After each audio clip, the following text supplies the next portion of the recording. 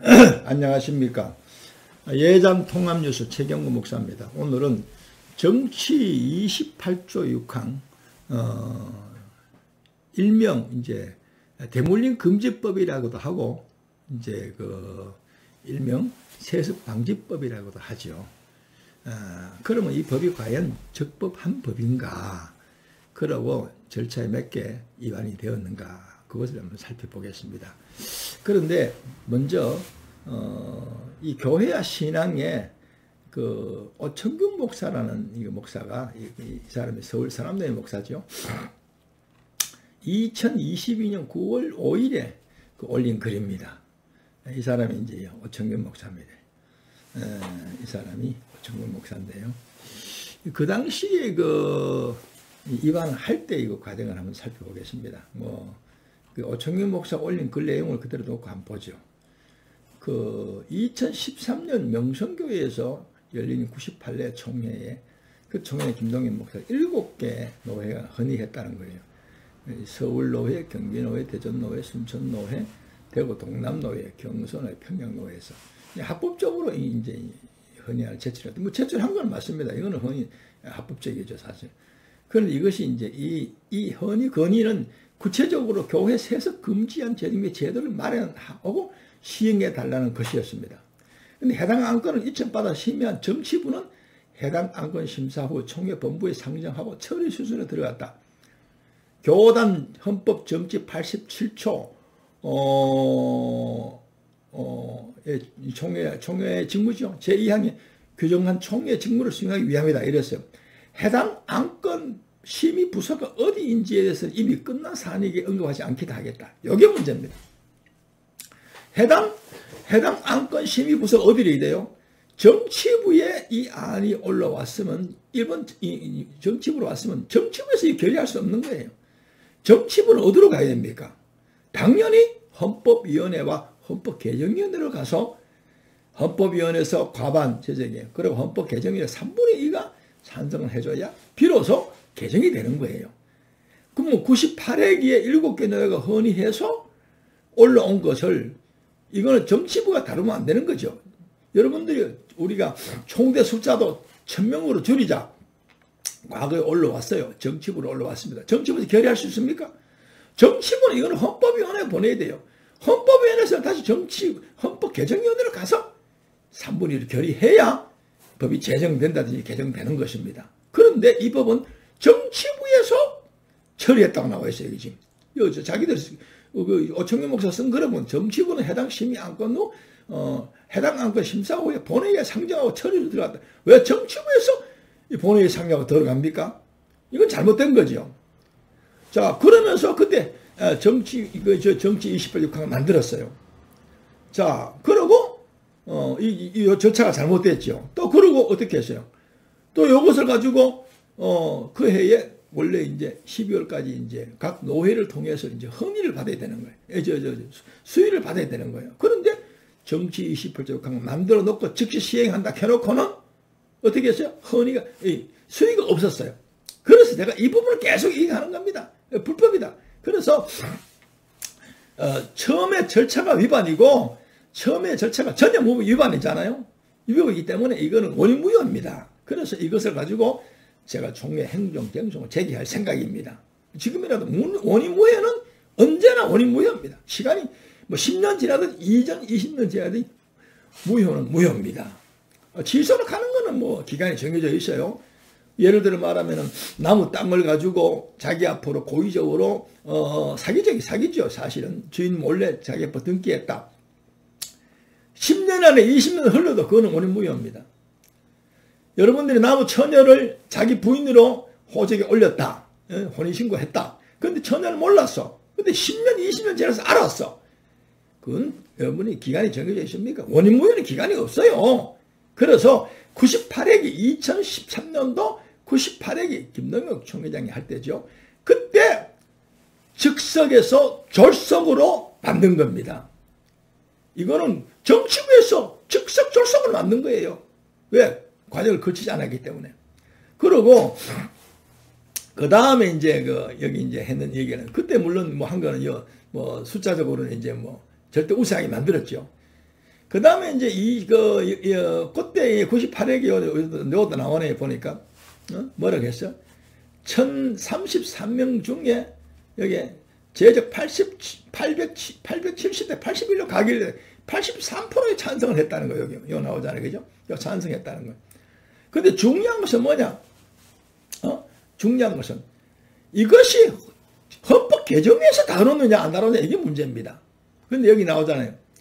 후속 조치로 해당 법의 신설 개정을 위해 헌법 개정안을 작성할 권한이 있는 헌법 개정위원회로 해당 건을 보내 자기 총회에서 세부한 걸 다루기로 했다. 그 이 안건 역시 85대 31로 가결했다. 자, 보세요. 98회기에서 절차를 위반했는데 그 법을 가지고 99회기에 거기에 소속된 하부 1호, 2호, 3호를 다뤘다는 거예요. 이 99회기는 2013년도 소망교에서 했죠. 이때도 제가 총대를 갔었어. 97회기도 8회기도 가고 99회기도 98회기 명성교에서 총회할 때도 제가 총대를 갔고요. 99회기 소망교에서 개최할 때도 제가 총대를 갔었습니다. 그때 총회장이 정영택 목사를 했었죠. 그런데 그 당시에 헌법 개정위원회 김복덕 목사가 이제 개정위원장이랬네요. 다루었는데 여기 일로 해당 교회에서 사임 또는 은퇴하는 위임 목사의 배우자 및 직계 비속과 그 직계 비속의 배우자 이걸 뭐 청명할 수 없다지요. 예, 아래 있는 사람들. 2번은 해당 교회 시무장로의 배우자로 직계 비속과 그 직계 비속의 배우자. 3번은 해당 교회에서 이전에 사임 또는 은퇴한 위임 목사 및 장로의 배우자 및 그 직계 비속과 그 직계 비속의 배우자에게도 동일하게 적용한다. 그런데 1호, 2호는 통과했지만 3호 은퇴한 목사 또 이미 은퇴한 장로 여기에 대해서 해당을 시키려고 하다가 부결됐잖아요. 3호는 다 부결돼 버려서 여기 나오네요.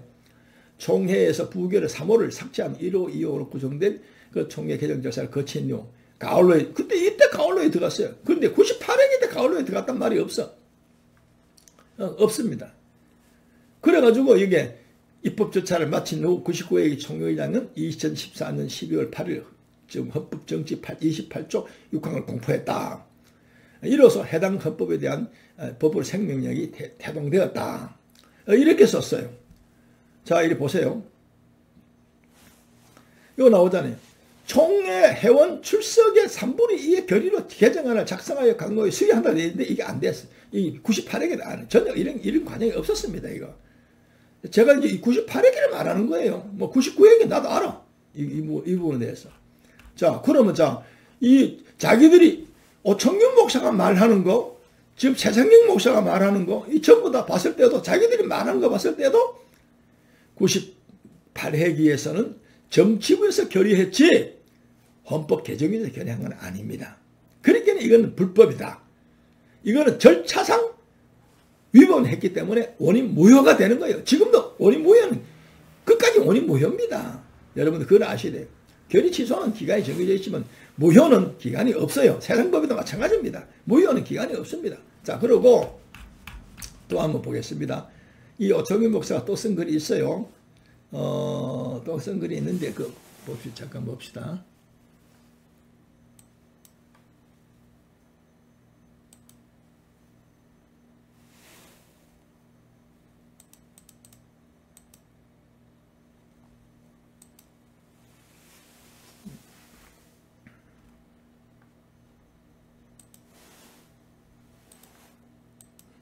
오청균 목사 여기 써있네요.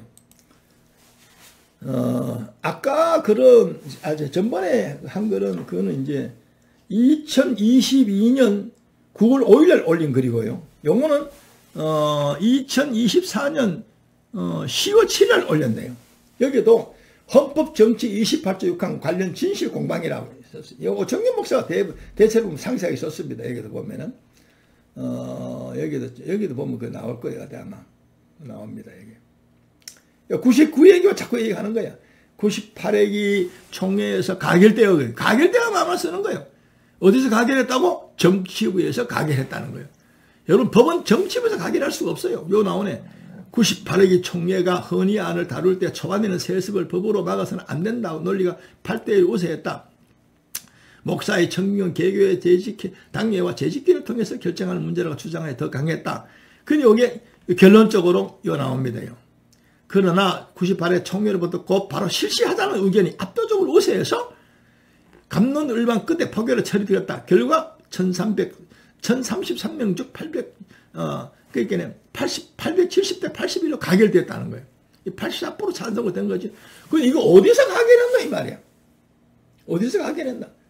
이거는 정치부에서 가결했어요. 여러분들 헌법을 정치부에서 가결할 수 있습니까?